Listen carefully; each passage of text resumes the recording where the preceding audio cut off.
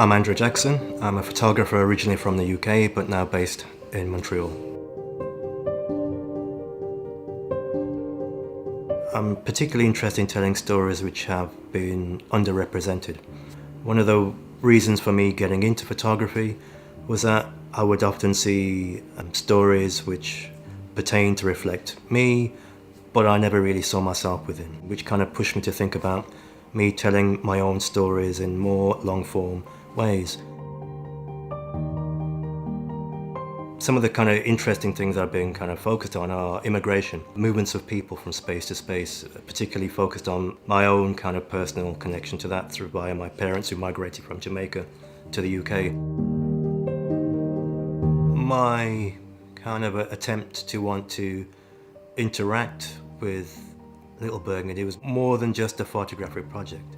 Maybe it was an attempt for me to interact with people. There was a sense of belonging, even though I never lived in the space. I was born in a small town called Dudley. The black community, mainly Caribbean migrants from Jamaica, kind of summed up about less than 1% of that Dudley population. As a minority in a overwhelmingly kind of white space, we had a small community there.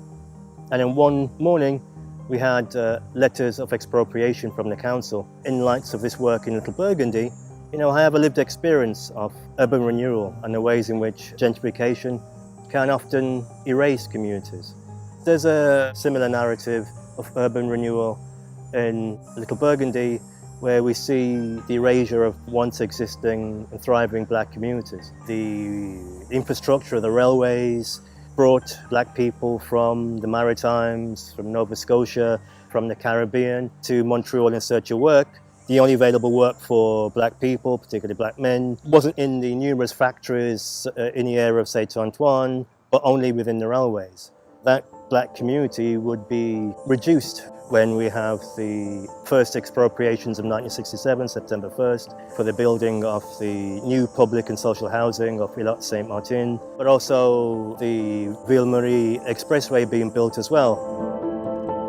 Then we have the Chine Canal closing down, and we have the shifting to goods being transported by road. Also the decline in the railways, which also made lots of the black men who were working as sleeping car porters and working on the railway to be surplus to requirements. Capitalism brings people in, and capitalism also forces people out again.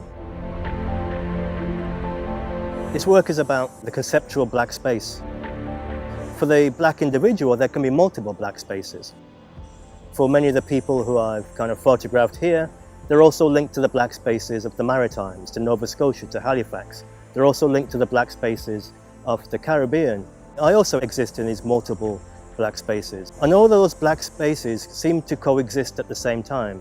And I guess within the work, I've kind of secreted black spaces of Halifax, Nova Scotia, and black spaces of Jamaica into this work about Little Burgundy, because the people who inhabit the space also inhabit these multiple black spaces.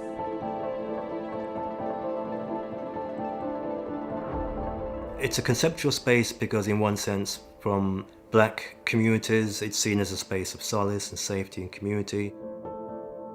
And perhaps in non-black communities, it's seen as a threat and a problem. So the work attempts to tread this divide between those two concepts. The physicality of the space, the buildings, the infrastructure, the roads, perhaps taken in ways in which reflects what non-black minds might consider this space to be. And whilst the portraits and attempts to humanize people and create connections with the audience and the viewer are ones in which perhaps a black kind of individual might see and encounter.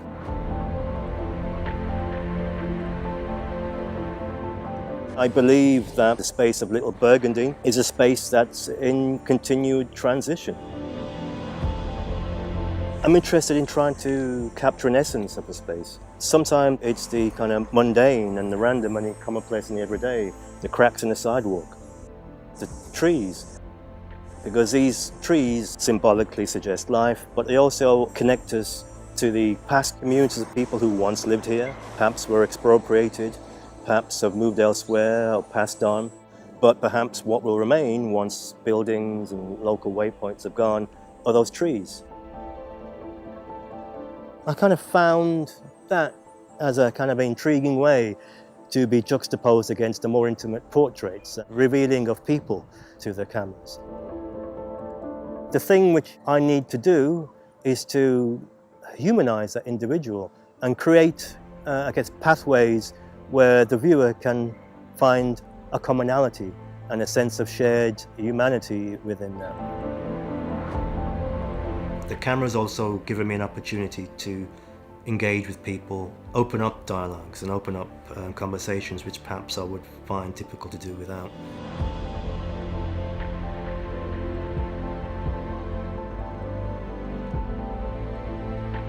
The thing about commissions, they're both kind of exciting and daunting at the same time.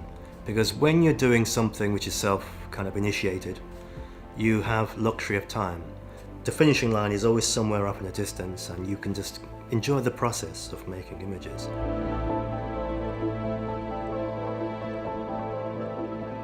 To talk about topics which are part of your own lived experience, that's about structural racism, it comes with a degree of responsibility. One of the problems of documentary photography is often the lack of context. What I wanted to do with this particular work was to give a context.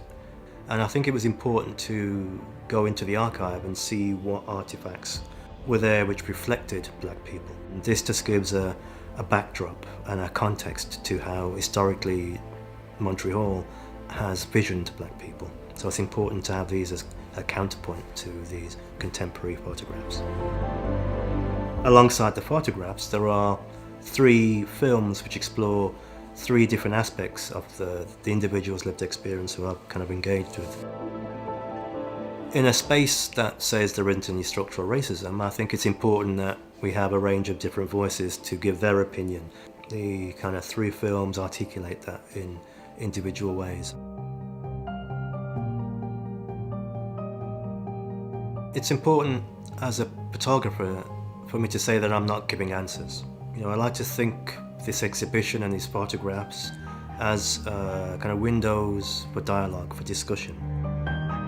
I'm a photographer, I'm not a historian, I'm not a sociologist. I hope though at the end of it I do a work which people who do live here, who have lived here, could recognize themselves and their experience.